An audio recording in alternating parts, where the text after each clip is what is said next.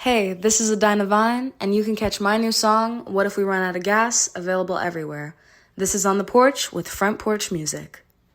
Thanks for tuning in to another episode of On the Porch with Front Porch Music. I'm Jenna, and this is all you'll hear from me this week because I unfortunately had to miss out on our episode. Logan did chat with Annika Catharina. You may know her from the Top 50 recently. Her single Love and Hate was the iHeartFutureStar. It's currently the Rogers One to Watch, so that is her first single climbing the charts. So cool. She was also part of the Boots and Hearts Emerging Artist Showcase this year. Earlier this year, Annika was also a member of the class of 2025 for the SiriusXM Top of the Country competition. Logan and Annika had such a great conversation on all things music, and you know what? Just getting to know her a little bit better. So hope you enjoy our chat, minus me. If you're my local Instagram hater, maybe you want to listen to this episode since I'm not in it.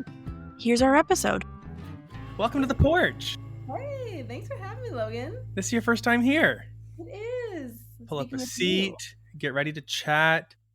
Let's just, get to know each other a little bit. So you are joining me today from out in BC, correct? Yes. Whereabouts? Nice little farming town called DeRoche. Right. I do remember you telling me this when we met at Boots and Hearts. And I was like, I don't know where that is. Yeah. For anyone who's been to BC and has been to Vancouver, the big city there, I'm about an hour east. Yeah. East. Yeah. Okay. I know which direction that is. Directions are hard.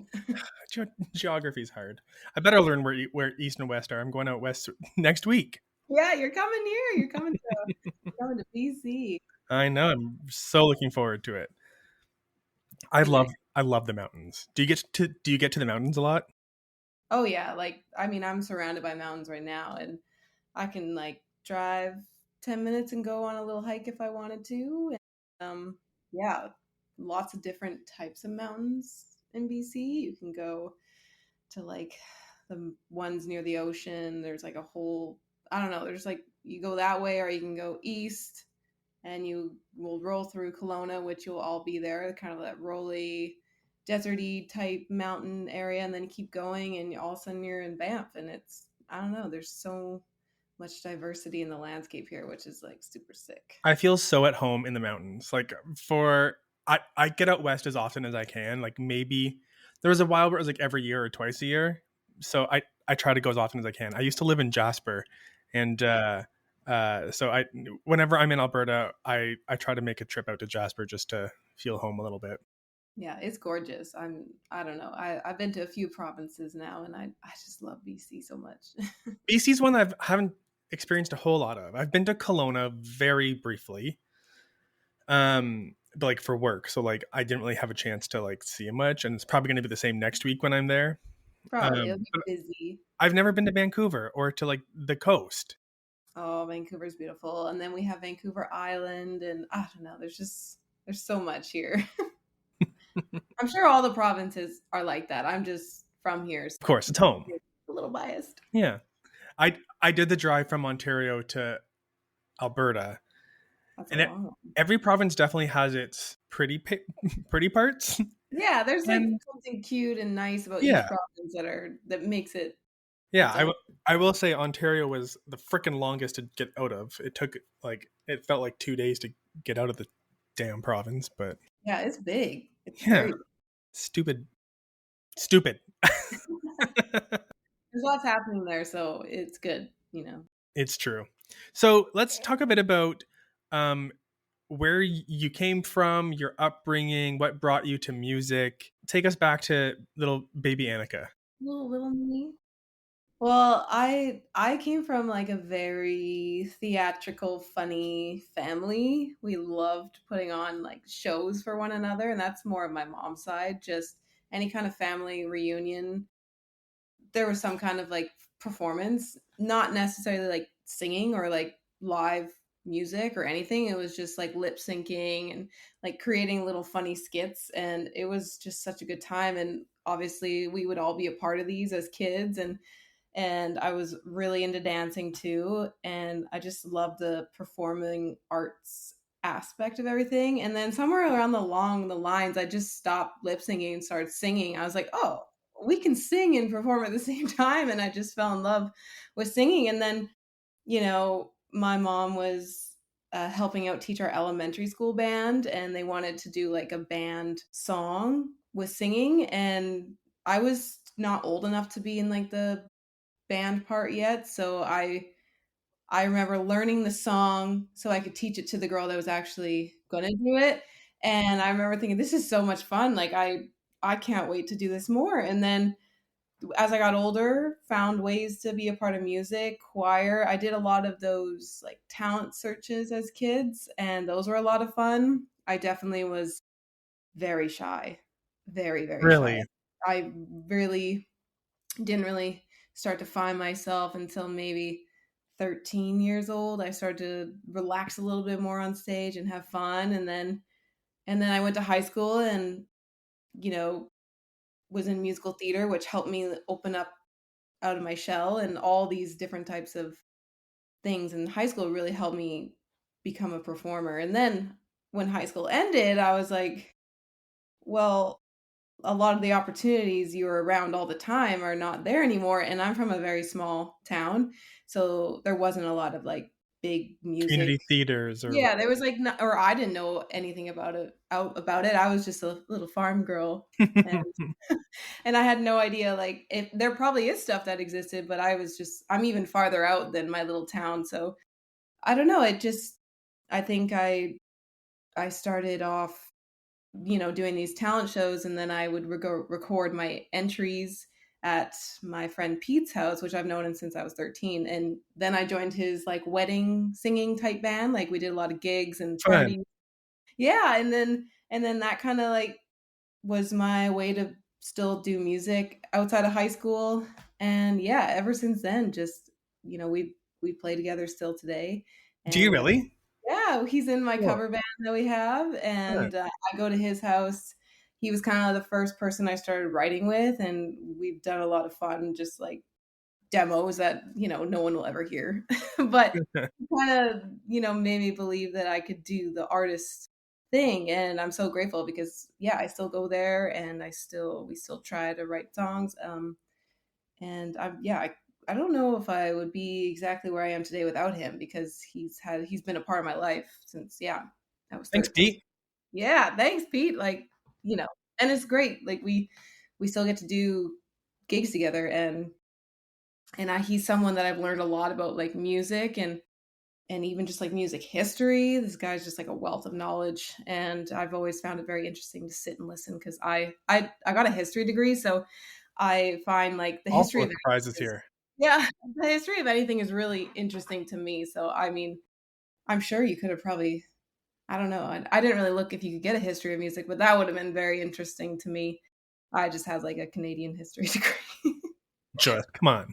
Yeah, it's not No, it's not. one of my favorite classes in university for me was like film 101. I minored in film studies, and uh the whole first year and a bit of the second year was all about the history. Like famously, I mean not really famously, I hate history. Don't love history. Yeah. I like it more now that I'm older. Yeah.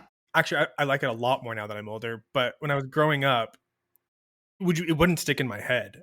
No. So I didn't like it. So I was dreading the film history class, but it ended up being my favorite classes. Yeah, like it's so much different than, like, no one really loves social studies in high school. Like I don't remember liking it or being interested. And then when I went to university, I really was very interested in how it all worked. And like in university, you can kind of narrow down what classes you want to take, and I was just really interested to know more about where I grew up. And a lot of my classes were BC history, so like Cool. that was kind of like where I focused most of my stuff. And it also, like, I just found like the skills that I learned in history were like really valuable to life. Like it teaches you how to, like, check your sources and things that are really important nowadays. Like, there's so much fake stuff out there that, you get these tools to learn how to do it. I mean, you don't need a history degree to learn how to do that, but for me, that was kind of like my first like experience, like really going in and researching things on my own. So I don't know. I'm really grateful for my time. Yeah, I'm sure there's some like benefits to like music and songwriting as well in there as Yeah, well, like like it's just, the you know, storytelling and drawing on other storytelling, and things.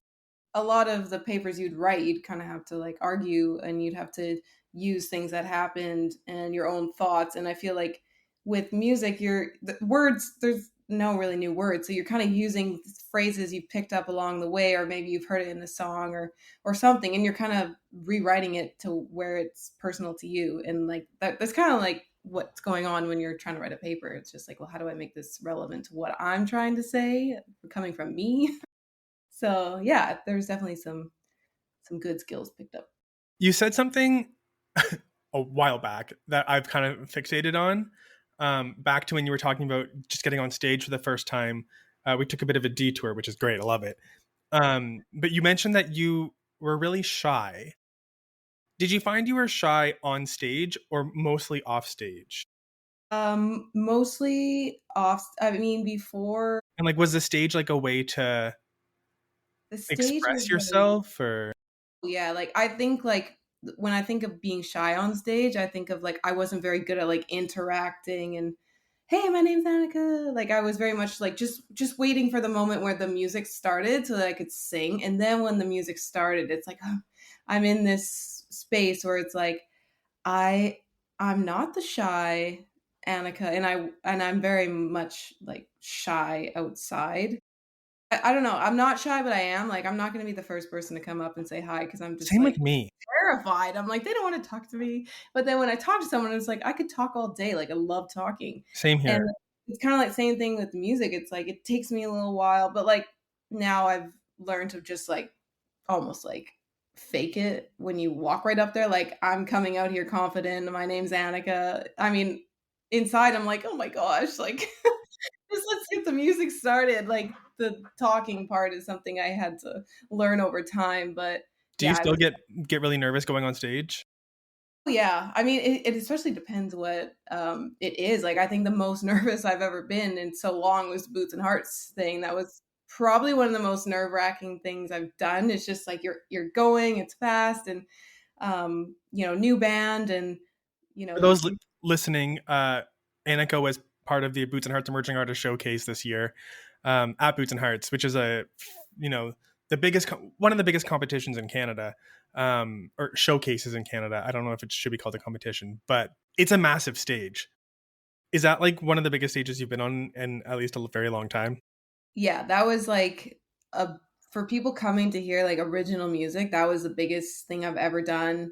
Like just like the biggest crowd coming to see like original music. Like there's been crowds like, you're just happen to be an event and you're singing covers and there's just like a lot of people there, but these people are coming to watch original music. And yeah, that was the biggest one, and they were so fun. And it's kind of wild because of the future iHeartFutureStar moment. I looked and like there was people singing Love and Hate, and I just that was like that really never happens to people I don't know. Like if it's like my mom in the crowd, she obviously knows every word. But for people who I don't know, I looked over, I'm like, "Oh my goodness, like she was like singing along to the chorus like that, I that's wild. Like I've never really had that experience." So like the whole Boots and Hearts things was such a new thing. So many first time things happened, and I just was like taken back by the whole experience. It was so fun. Like I just, it'll be exciting for anyone who gets to go do that. You'll never forget it. And yeah, it was something that like it's one for the memories. Let's go back in time a little bit to that time when you got the email that you were going to be part of the showcase, because this is such an iconic showcase at this point. Like it's launched so many careers from, the Reclaws, James Barker Band, Tim Hicks, Tebe, like some of the biggest songwriters and artists in the country have Mhm. started on that stage. And even the people who weren't the winners necessarily have gone on to be iconic artists in Canada. Yeah. So when you got that email that you were being invited to be part of it, what was the reaction? I kind of accidentally like glanced down at my phone while I was driving, and I saw like I just saw like because it's like it's there in front of me, but like I just kind of like saw it. And I'm like, oh my gosh, like I kind of knew what it was, and like Were I you imme- like were you like, ugh, this is probably a rejection? Like that's where my head would go immediately. You know, I've been in things before where you kind of get the call and it's actually just like to say, hey, it's not this time. And so I was just like the whole like last 30 minutes, I was like in my head, I'm like, 30 minutes? You didn't pull over? no, I was just like, I was actually heading to the studio. So I was like, I got to make it there. And, you know, I don't want to be late. And I was like in my head, like, like getting emotional. I remember Springsteen came on by Eric Church. And I don't know why that song's so nostalgic for me. And like, it reminds me of like the songs that I started listening to in high school that really were like soundtracks to my life. And it just came on and I'm like, oh my gosh, if this is like for real. Getting all emotional in the car by myself. And then sure enough, when I got there, I checked and the first thing I did was call my mom and tell her the news, like, you know, and we're both like, you know, almost in tears because it's like it's such a big deal to me. And then right after I get to walk in and share the news with my producers, Dan and Garrett, which is like, you know, it was such a good day. I was around all the people that have loved and supported me and helped create the music and yeah, it kind of just made that whole day like amazing. I don't even remember what we were doing that day, but it made everything. I think I was recording covers actually. Yeah, I think it was. I was doing the vocals for Undercovers and then that in that moment I'm like, I want to sing this song at Boots and Hearts now. Like let's get it out really fast because I wanted to sing this kind of more edgy. Yeah, and you got that in just in the nick of time. Yeah. It came out August 1st. Yeah. I was like, I got that news. So I was like, okay, we got to release this like a week before Boots and Hearts because I want to sing this one. And yeah, I'm really happy that it was like really good timing. So you get to the grounds. Had you been to Boots and Hearts before as like a fan at all? no, No, I mean, I guess it is pretty far away for you. a little far. I mean, I've heard about it. I know it was super like really big and everyone talked about how big it was. And then when I got there, I was like, oh my goodness, like I didn't realize how big it was. And the fact that they had like two really big stages going on like on opposite times of each other was like, I haven't really seen that at too many festivals where it's like they kind of like leave space for the one stage to go and then right after you can just like run across and go see more music. And I've been to festivals where it's like you got a stage here and then someone else is also playing at the same time and you're like, well, I want to see both. And that both stages bring such huge crowds and it's like No. wild. And I was like blown away and just like I don't know, I walked through the campsites too and there's just so You many did? yeah, well You're like brave. like you're walking by and You see the wildest shit in that. yeah, and you overhear conversations. You're like, oh, to be 19.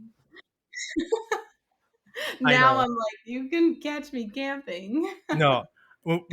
I used to work there, and the only time I would ever go into the camping area willingly, because I was curious, was like Yeah. on like the first day. Because after that, it just becomes like disgusting Yeah, and like becomes not for me. It's festival. so fun. It's so fun, but not for me.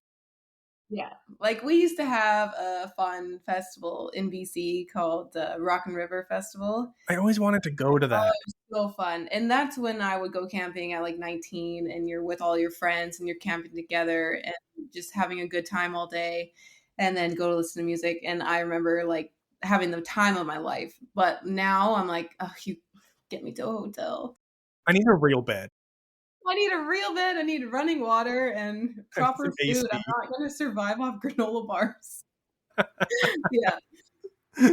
Yeah. So, okay, cool. So I forget where I was going with this. So you get to Boots and Hearts, you do all the things there. What was a highlight for you of that weekend? I I think saw you bopping around to like all the different shows as well. I'm such a live music fan. I absolutely love live music. Like I couldn't believe I got to see so many acts in like a weekend. And you know, I became fans of certain songs that I listened to on Spotify and then I heard them live and I just like fell in love with even more. And I think that was kind of like one of my favorite things. I also felt really inspired after Yeah. going to the whole weekend. Like I was like texting myself song ideas the whole time. because I don't know, it was just in the moment, I'm like, "Oh," like, I don't know, something about watching someone live and sing their songs is like it makes me feel very inspired. So, I don't know, like, I haven't been able to go to a festival in a few years just because the one here that I used to love going to doesn't happen anymore, and, I don't it's expensive to go to all these, and my dream is to be playing and get to Mhm. go experience this while I'm an artist. Like, that's what I want to be doing. So it was just like such a gift to be able to listen to all this music. And I would have never been able to come here if it wasn't for Boots and Hearts For kind of like sure. picking me in their top eight. It would have been a long, a lot of investing on my own just to go as a fan. Yeah. Yeah, it's like, it becomes a lot when you're coming all the way from BC. Yeah, just like watching and then, watching my friends perform, That like must have that been really was cool too. really cool. Like I'm also such a fan of my friends and yeah, I love watching them do their thing and I don't know, it's like the whole thing is such a good time. I don't think I ever felt like, "Oh, I'm not having fun." Good. It was what a great festival. They've done a really good job. It has been a wild year for you, to say the least. So you did the Boots and Hearts Emerging Artist Showcase. You also released your single to radio, "Love and Hate," which became the Rogers one to watch. That's what it's called, right? Yes. Okay. I just There's had a that moment. I just had a moment of like, wait, is it the iHeart one? there's that one too. Yeah. So you received all of these emerging artist features with all the radio stations for your song "Love and Hate," for a song that was released about a year ago. Yeah, like in Um, October. but you've been sitting in the top 50 at radio for quite some time now. Wait, explain yourself. I these are like I remember being stoked on the day that SiriusXM started playing my music, and I every time if they add a new song, I get so excited. Um, but I don't Yeah, always it like helps have pay for everything too. yes, I don't always have access to SiriusXM to play all the time. So like I've just like being on the Rogers stations and then that for the one to watch, like there's actually a station right in Abbotsford and I've had friends I went to high school with or cousins like sending me texts like I'm filming that it's on the station and it's just like I actually never thought I would be able to do that and It's a even like bucket list moment. it's wild because and when I got the Future Star, like I have friends in Ontario, they're like, I just heard your song and I'm out in Sudbury or wherever these small towns are that I don't really know about, but like having people like right in my hometown hear it and it's like blows my mind and yeah, I've been really blessed to see it stay up there in that top 50. People are resonating with it. Yeah, I love it. I mean, that song this means a lot to me. I've loved it since the day we even demoed it. And when looking back on my voice memo notes on where the song started and where it is now, it's just like I'm so proud. I'm so proud of it, and I love singing that one live. Um, do you remember the moment you heard it for the first time on the radio? Yes, it was. It was sent to me through like a video because I mean I drive an older car. Like the sound quality of the radio is so not great in my car. um I think hearing like the little write-ups that they do when you're getting these emerging artists are really cool. When they're talking about how like my love for performing in theater kind of transpired to this is like I think it's really I love hearing like the little things that they're saying about me because like that is why I'm here. It's my love for music and performing. And I mean, I'm also like one of those people that I'm like really weird about hearing myself. Don't I'm always like, "God, we don't have to listen to myself." Like, it's really it's still I don't like watching myself. I don't like, listening back to myself makes me go like, "Oh my gosh." Like, Hear ya. I've been in radio and now this podcast. Hearing my voice is a nightmare. yeah, you're like, "Oh my gosh, I don't sound like that, do I?" I heard once that Johnny Depp doesn't watch his own films. I can see that. I don't I don't think know. I would like to watch myself on Yeah, I don't know where I got that fact from. I just feel like I heard it or that's saw it. It could have been that's on the a history TikTok. major in you. It's probably not real. Yeah, Don't come at check your me. fact. Check your fact. That might be the title of this episode. Check your facts. Check your facts, everyone. Um, you've written with some pretty big hitters with your last few releases with Wes Mack, Zach McPhee, Parker Gray. What's your writing process like? I feel like it. I mean, when I started, it's. I mean, I had such a weird. I don't know if this is normal, but I when I started, I was very nervous to write with other people because like with anything or Imposter syndrome, kind of, I guess. my ideas aren't good, so I would kind of like muster work these ideas out myself, and then I would kind of send them to Dan and Gary, be like, "Do you think this is worth finishing?" And that's because I get way too in my head, and then they'll be like, "Yeah, there's something here. Let's finish this with Parker, or let's finish this with Zach," and now I'm starting to like just like write with people. It's like all we're bringing is just a concept, an idea. Like let's see where our ideas can go, and I really like that because sometimes when you bring something that's kind of like here it is, it's like kind of cuts out any like room to switch stuff up. So that's kind of how I started, but now I'm more like slowly getting more comfortable. Like, hey, like let's just start fresh and like what do you have? And then because before I really had to think about what I was trying to say, and I don't want to waste anyone's time, so I would kind of spend the hours on my own working through it because I'm a slower person. I've always been that way. Like it takes time for the ideas to come, and I don't want to waste anyone's time while I'm sitting there like trying to think. But as I'm getting more comfortable and a little more confident in my ideas and songwriting abilities, it's becoming a really enjoyable experience to just kind of start fresh with people.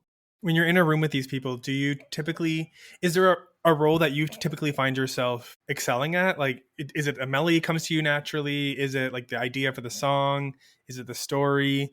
Or kind of it depends on the day, depends on the group of people? It depends. Different people. Like sometimes I'll write with people where I'm like, I'm just kind of out there, like I'm feeling really confident in like the chords that I'm playing, and I'll start this one out, and because I've built a relationship with this person where it's like even if it sounds like crap, like it whatever. But then there's other times where I'm like, maybe I'm just more of the ideas for this one. They're I'm always kind of like humming the melodies quietly before I, loudly want to say it. And then, most of the time someone's like, wait, speak that louder. Like, that's cool. And it's like, I'm still learning and I'm still trying to like get more confident in like bringing, bringing ideas like fresh, like right in a moment. And I think songs like Love and Hate and Dishonest are like, I'm so proud of those songs because those are songs where I felt like I became more of a songwriter. And, that I'm just like, when I before I put Love and Hate out, I was like, I have this gut feeling that I'm gonna make myself really proud. Like I wasn't even sure like if people would like it because I had songs like What If I and Bandit, like I just love those songs so much.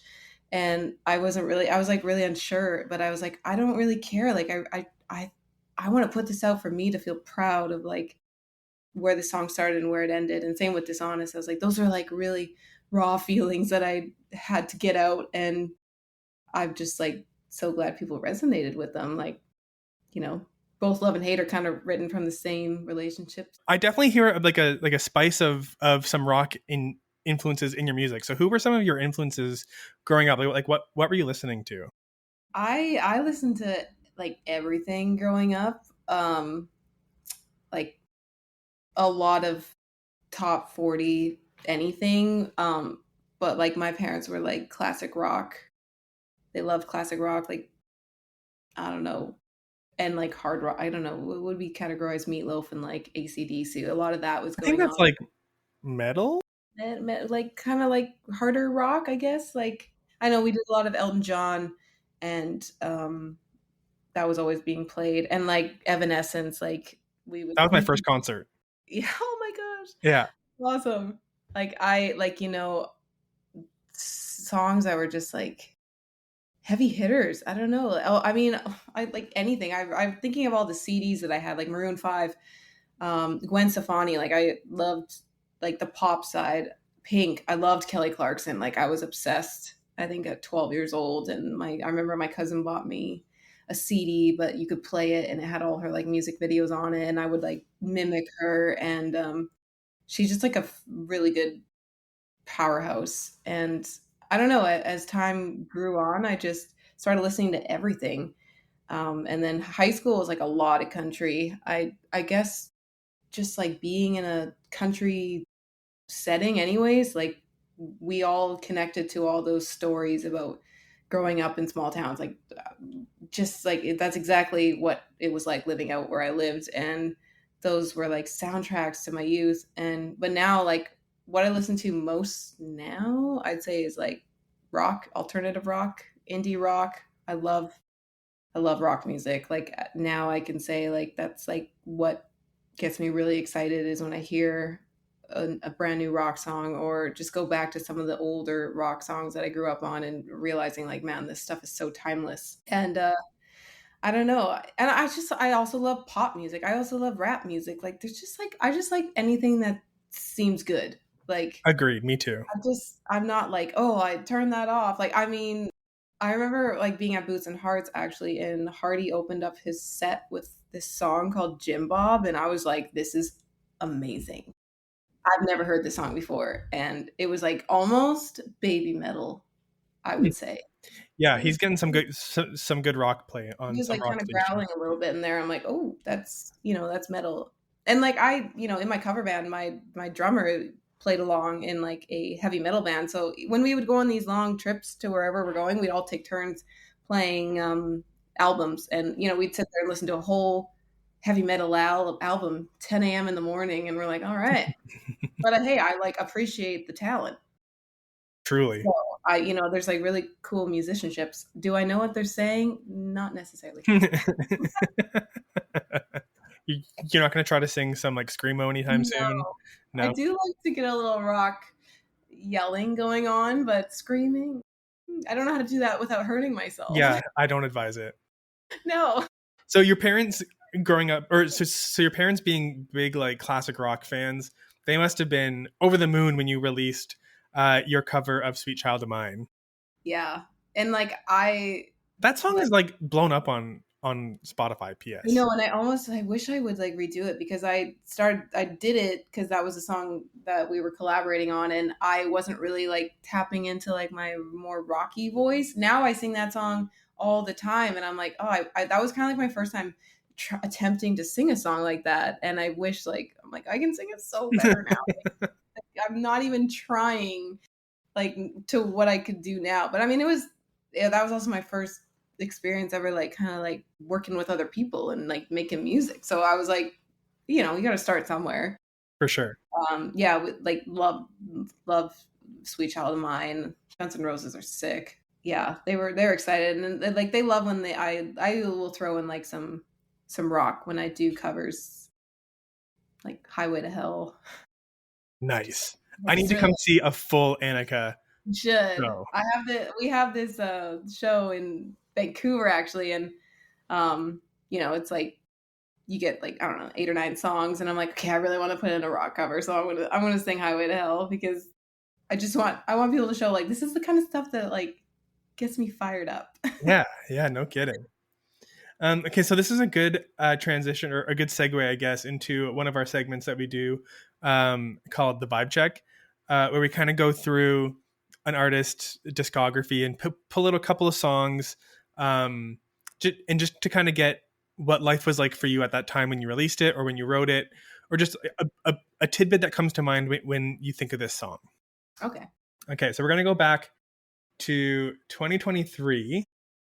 What looks like to be your first solo release with Better. Better. What first comes to mind? Yeah, what was life like when that song was coming out? Like that was 2023. My goodness. I think it was like the first step in me maybe a little bit starting to believe in myself that I could do the solo artist thing and put music out. That was like that song made me believe I could do it.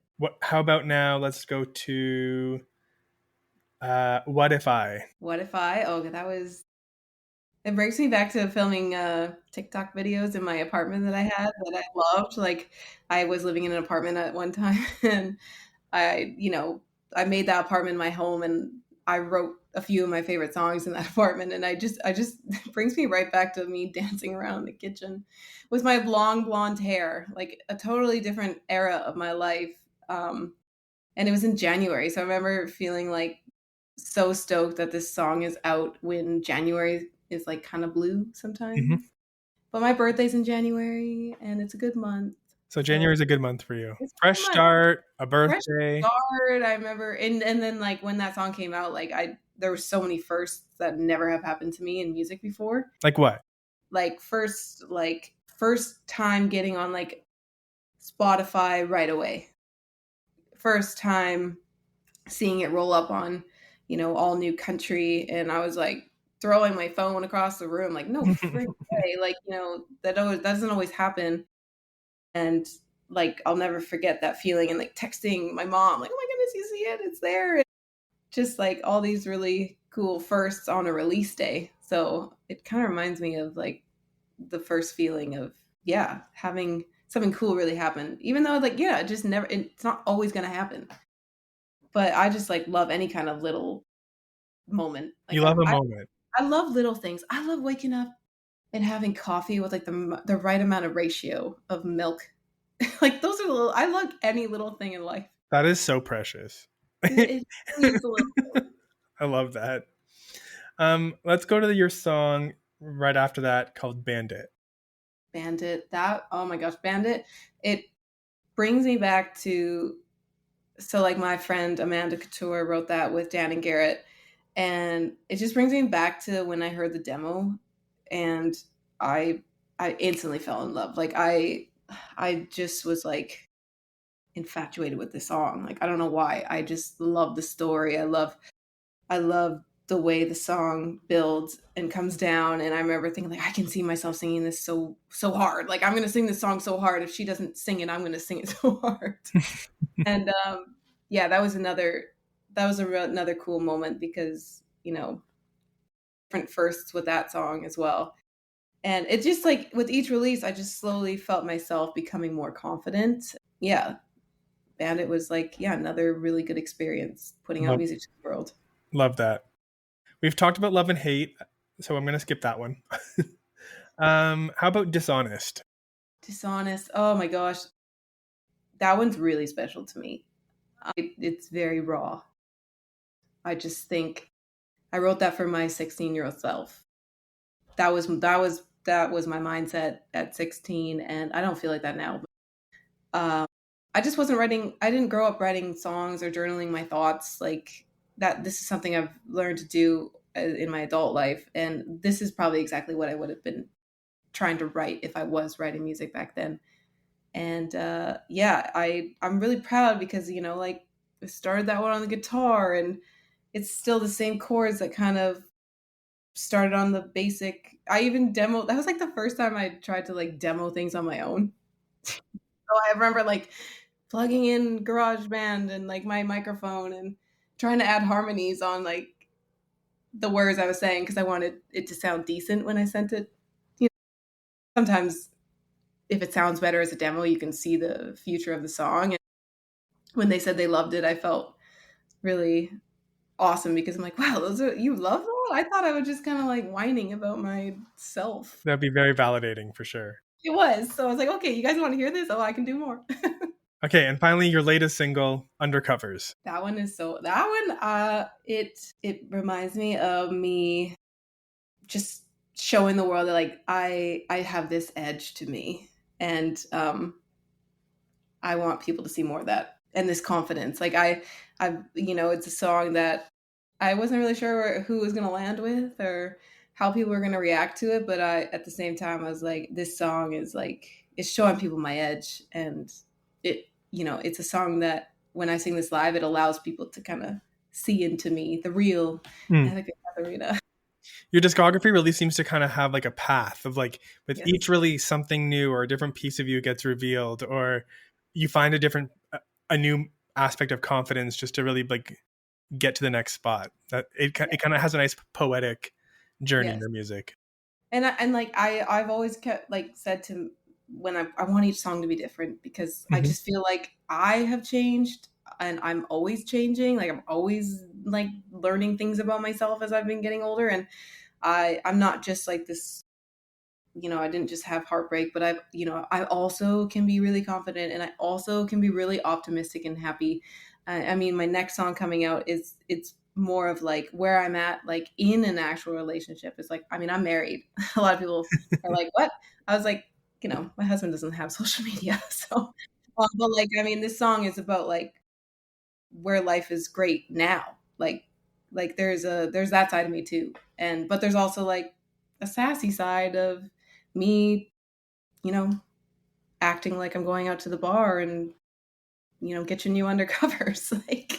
like there's a fun side, but I mean, deep down, it's like there's also this happening, and I want people to see that. So, What do you think, just thinking about this journey from where you started with doing your family talent shows, if you will, to being on big stages and releasing music like this now, what would your childhood self, like the 6-year-old you, have to say about where you are now? I feel like my 6-year-old self, I always had this gut feeling that being a performer was, I wanted to do it. Like I just remember loving every type of moment being in front of people and like expressing myself and like almost like an alter ego. And even as a kid, I always felt like I'm also kind of someone else on stage.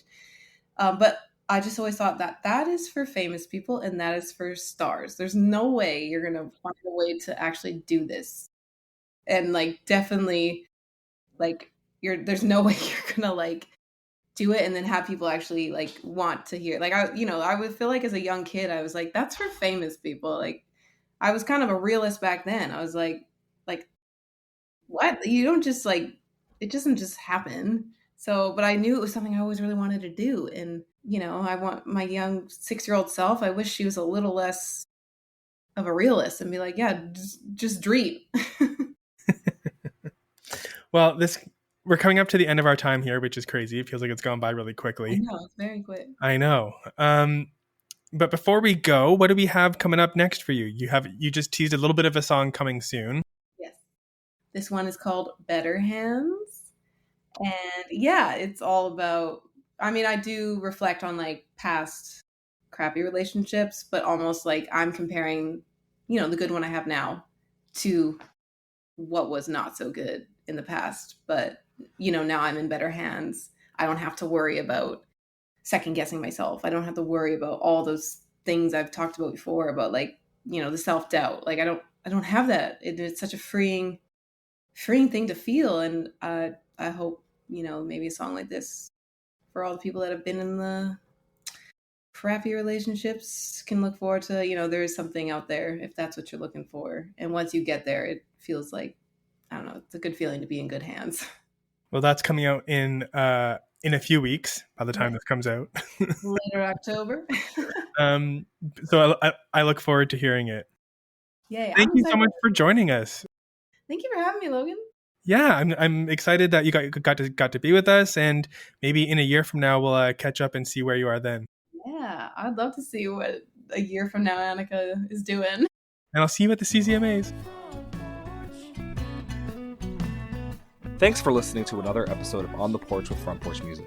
We're so lucky to be able to chat with artists and make episodes like this one. If you like the podcast, remember to rate and review us, and subscribe so you don't miss an episode. It's the easiest way to support the show. Remember to check out frontporchmusic.ca to keep up with new music releases, exclusive artist interviews, and more. We'll catch you again on The Porch in a couple of weeks. On The Porch is hosted by Logan Miller and Jenna Weiser, and produced and edited by Jason Saunders. That's me. Our theme song was written, produced, and performed by Owen Wrigley.